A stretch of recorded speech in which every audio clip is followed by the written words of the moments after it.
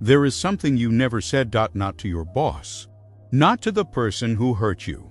Not to the future you keep describing in journals and vision boards and conversations with people who already believe in you. You never said it to any of them. You never said it to your body. And your body, in its ancient and absolute patience, took that silence as the only message it ever needed. It heard everything you did not say. Every morning you woke up afraid and called it tiredness. Every time an opportunity arrived and something inside you contracted before your mind had even formed a reason. Every moment you stood at the edge of the new and your chest tightened and your breath shortened and you told yourself it was just nerves, just the normal discomfort of growth, just something that would pass. Your body was not confused. Your body was listening to the thing you never said, to the fear that never got a name, to the agreement that was made so deep inside you that you did not even know you were the one who signed it. Carl Jung understood this with a clarity that bordered on the unbearable. He spent his entire life mapping the territory beneath the surface of the human being. Not the part that speaks in sessions and journals and self-improvement podcasts, but the part that governs from the dark, the part that decides before you decide, the part that has already concluded, in a language older than any word you know, what is allowed in your life and what is not. Tonight, the lens of his work becomes the lens through which you see your own system. And what you see will not be comfortable, but it will be true. And truth, even when it arrives like a cold hand on the back of the neck, is the only substance from which a real life can be built. Over the course of this episode, the voices of Joe Dispenza, Jordan Peterson, Alan Watts, Carl Rogers, and Helio Couto will move through this space. You will feel them without needing to see them. Their insights will surface at the exact moment the territory requires them, folded into the architecture of what Jung's work illuminates tonight. One guide, many depths. But first, the confrontation. The self-help industry has spent decades training you to speak louder at your life, to affirm, to declare, to post the intention, write the goal, speak it into existence. And the loudness has produced something precise in your nervous system. It has produced noise, constant, well-intentioned, beautifully formatted noise. And your body, which does not read intentions, which does not respond to sincerity, which is governed entirely by what it has been told through sensation and repetition and the accumulated weight of what was never said. Your body heard all of that noise and did the only rational thing a biological system can do when it receives contradictory signals. It held the position. It stayed where the real message said to stay. The real message is not what you say you want. The real message is the unspoken agreement, the deal your nervous system made with the familiar before you were old enough to negotiate. And that agreement is more powerful than any affirmation you have ever repeated in the mirror.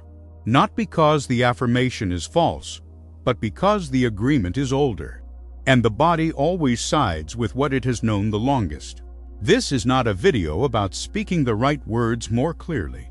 This is a video about understanding what your body has already been told. The things you never said out loud but that live in you as the architecture of every result you have ever produced. The silence that was never empty. The unspoken agreement that has been running your life with the efficiency of a system that does not need your permission and does not wait for your understanding. If you feel that your life is a cycle of repetitions, if you have wanted the same things across multiple versions of yourself and kept arriving at the same edges without crossing them, then this is the moment. Press like, not as enthusiasm, as recognition, as the signal to yourself that you are ready for what the work actually requires, which is differentiated perception. The capacity to see the real mechanism instead of the story the mechanism tells about itself. Subscribe, so this phase of the series does not leave you behind. Because what follows goes underneath the intention, underneath the vision, underneath the version of yourself that knows what it wants. Into the layer where your body has been quietly, patiently, absolutely telling a different story. Let us go precisely to the place where the silence lives. Your body does not operate on what you believe consciously. It operates on what it has been consistently told through the most honest signal available to any biological system, which is the felt experience of your daily life repeated over time. Not the goals, the feelings. Not the intentions, the sensations. And the sensations that have shaped your body's understanding of what is real and what is safe are not the ones attached to the life you are trying to build. They are the ones attached to the life you have already lived. This is the architecture of comfortable illusions. A comfortable illusion is not a lie you tell yourself. It is something subtler and more durable than that. It is a story your system generates to explain the gap between what you want and what exists, without ever allowing you to see that the system itself is what is producing the gap. The comfortable illusion says the timing is not right. It says you need more preparation. It says the circumstances are the obstacle. And the devastating precision of the comfortable illusion is that it is always partially true. The timing is never perfect. Preparation is always incomplete. Circumstances are always imperfect. And so the body uses the partial truth as the full justification. And the real agreement, the one signed in the dark, the one that says this is not for people like me, or this is not safe, or I am not the kind of person who survives having the thing they want. That agreement stays invisible because the comfortable illusion takes all the light. The psychological stability your body is protecting is not your well-being. Let that land. What the nervous system calls stability is the maintenance of a baseline that was set, in most cases, long before you had any capacity to evaluate whether it was worth maintaining. Psychological stability, as the body enforces it, is the preservation of what is familiar. And the familiar is not the good. The familiar is simply what you survived, what you adapted to, what you learned to navigate without being destroyed. Your body knows familiar the way it knows gravity. Not because familiar is correct, but because familiar is survivable. And survivable, for the deepest layers of the nervous system, is the closest thing to home that exists. This is what you never said to your body. You never said this level of familiar is the floor, not the ceiling. You never said I survived this, which means I am capable of surviving what is beyond it. You never said the discomfort of the new is not the same as the danger of the old. And your body, in the absence of that instruction, concluded what all biological systems conclude when they lack new information. It concluded that the current state is the correct state, that the boundary of the familiar is the boundary of the possible, that every signal coming from beyond that boundary, every opportunity, every invitation into the new identity, every moment that requires you to act like someone who has already crossed the threshold, is a threat signal. And the body treats threat signals with one consistent response. It moves toward the familiar. This is the mechanism. This is the biology. This is what happens when you speak the desire into the world without ever having spoken the deeper truth into the body. The deeper truth is this: somewhere inside you, beneath the vision board and the morning affirmation and the sincere and legitimate desire for a different life, there is a voice that has never been answered. Not silenced, not destroyed, but unanswered. It asks whether you are actually allowed to have the thing. It asks whether having it will cost something you are not prepared to pay. It asks whether the person on the other side of the threshold is still recognizable as you. And because no one ever answered those questions directly, because the culture of positive thinking taught you to override them instead of address them, the body took them as the final word. What you tell your body is not only what you say. It is everything you do not say. It is the questions you never answer, the fears you bypass with affirmation, the agreements you inherited and never examined. The certainty of the familiar that you have been carrying so long you have confused it with identity, and the body listens to all of it. Every silence, every bypass, every unanswered question. This is what shapes your reality, not the loudness of your desire, the depth of what was never said. Let me show you what this looks like in a life. Let me show you what it costs, at the exact human scale of people who wanted real things, people who were not confused or weak or lacking in effort, People whose failure was so precise that it could only have been constructed from the inside. Her name was Diane, 37 years old, a marketing director in the American Midwest who had built her career on the ability to shape a message that moved people to action.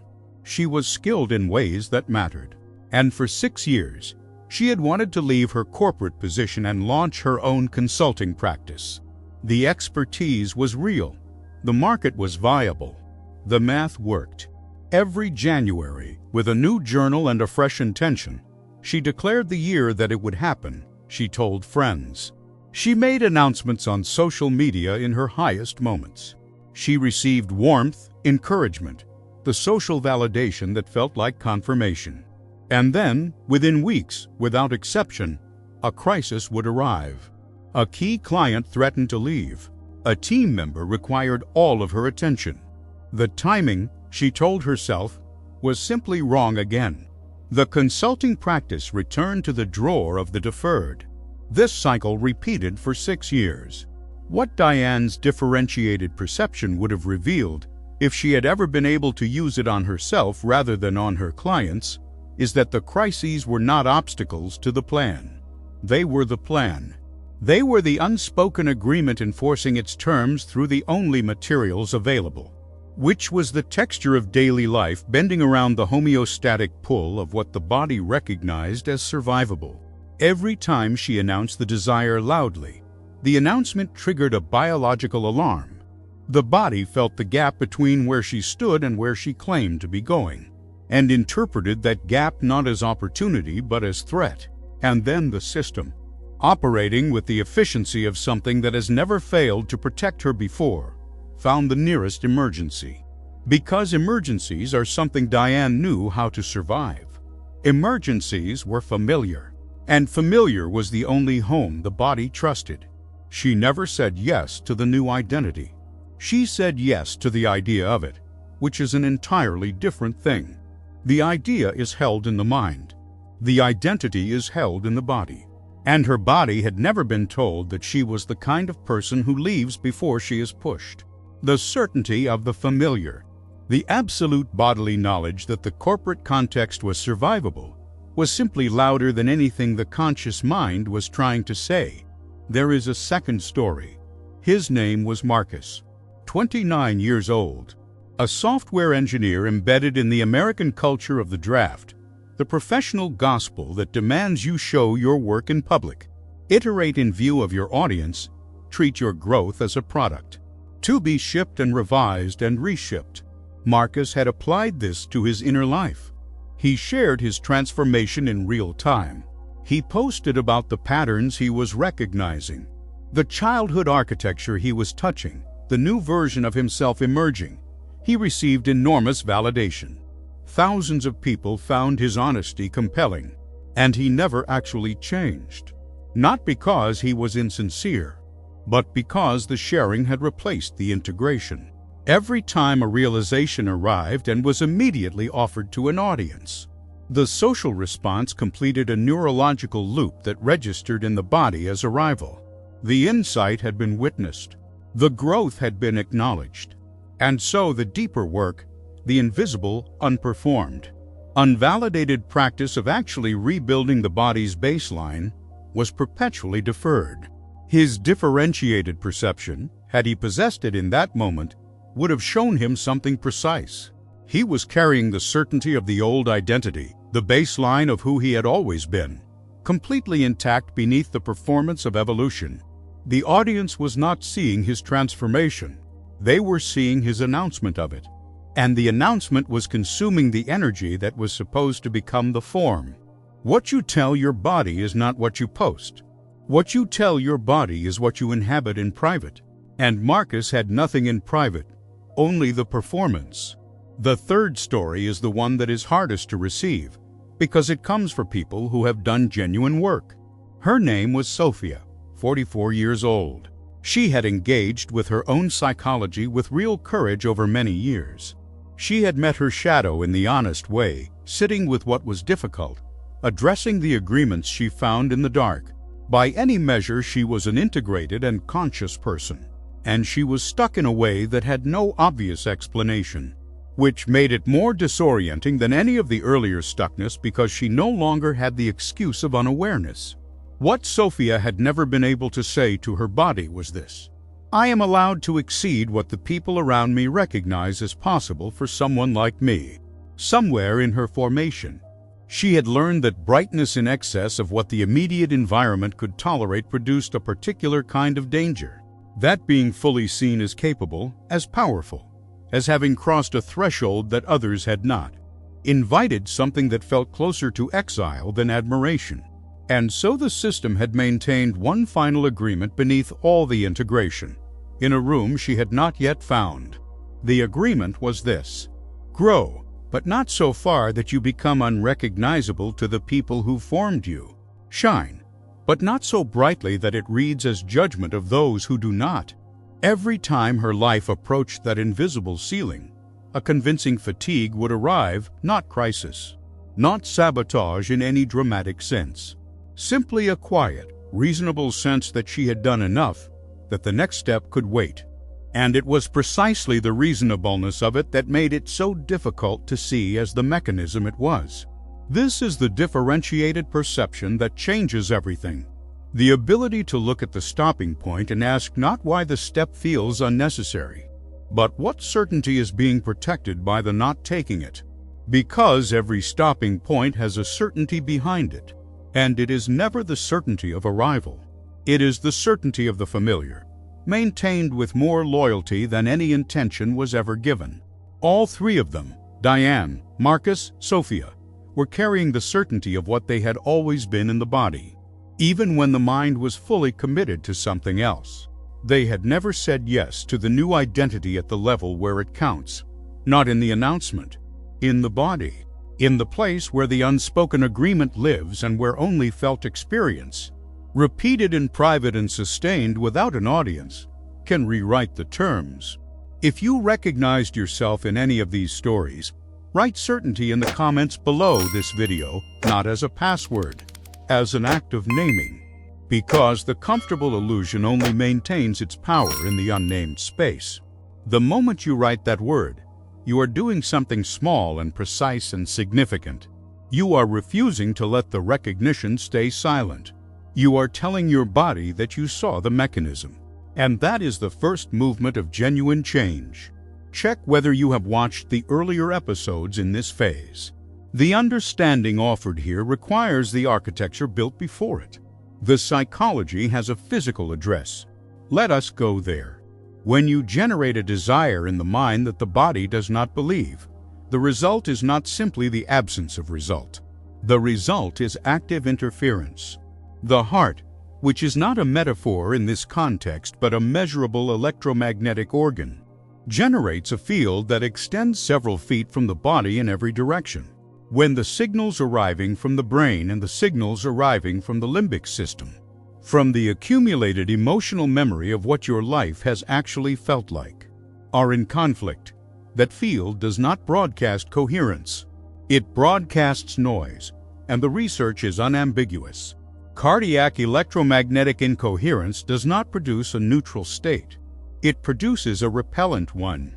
The field that surrounds a person in chronic incoherence communicates something specific to the environment, to other people, to the subtle orchestration of events and encounters and opportunities that constitute a life in motion. It communicates a system in conflict with itself, and environments, opportunities, the living texture of possibility, move away from conflict the way all healthy systems move away from noise. This is the biological repellent. This is what your body does when it has been told one thing in language and something entirely different in the unspoken frequency of daily felt experience. Here is the physiology that makes the repellent self-reinforcing. When you speak about your desires with the emotional intensity that genuine longing produces, the body initiates a quiet stress response, not dramatic, not the full activation of fight or flight, a subtle cortisol release, a slight constriction in the peripheral vasculature, a barely perceptible shift toward sympathetic dominance. Because desire, in the language the body actually speaks, is indistinguishable from threat. Wanting something you do not have is the awareness of a gap. and gap is the nervous system's word for danger.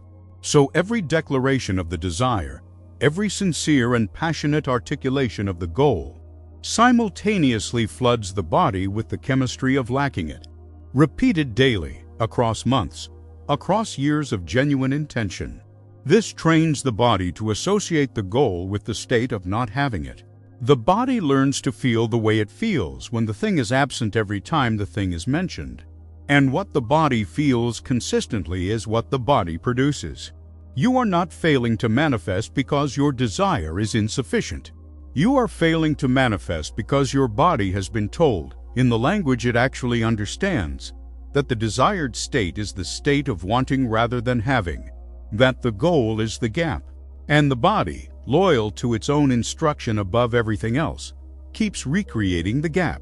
The shadow, which is everything in the psyche that has been placed outside of conscious awareness because it was too threatening to hold in the light, uses this biology as its primary instrument.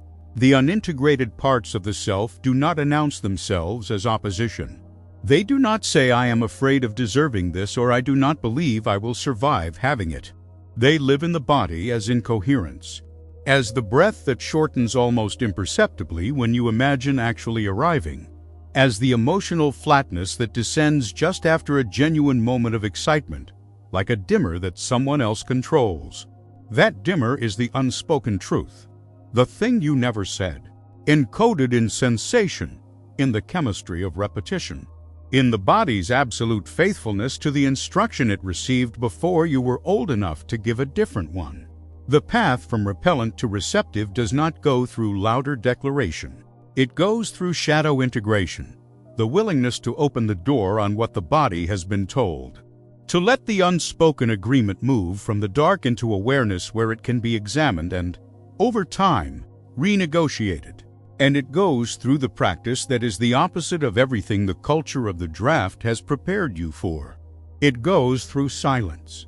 Here is what the mystery traditions knew and what the architecture of your own nervous system confirms. Light that has not yet taken root is extinguished by wind. Your desire, in this moment, in whatever stage of its development it currently inhabits, is a flame. And every declaration you make before the body has had time to become the thing you are declaring. Every announcement, every public commitment offered before the internal ground is solid enough to hold it, is wind.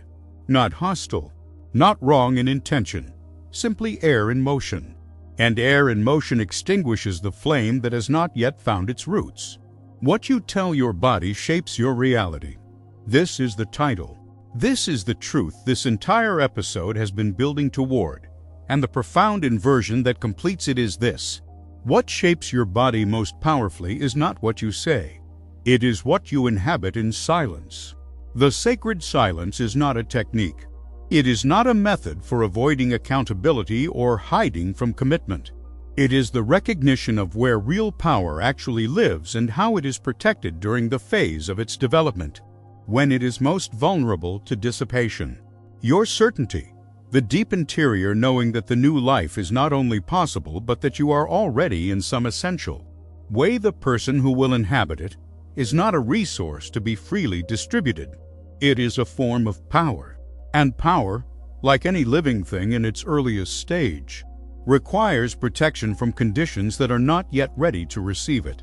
The culture you live in, particularly in its American expression with its relentless gospel of the draft, the minimum viable product, the public iteration, the performative vulnerability offered as leadership that culture has taught you to experience silence as passivity, as the absence of progress, as the void where the people who are not brave enough to show their work go to hide.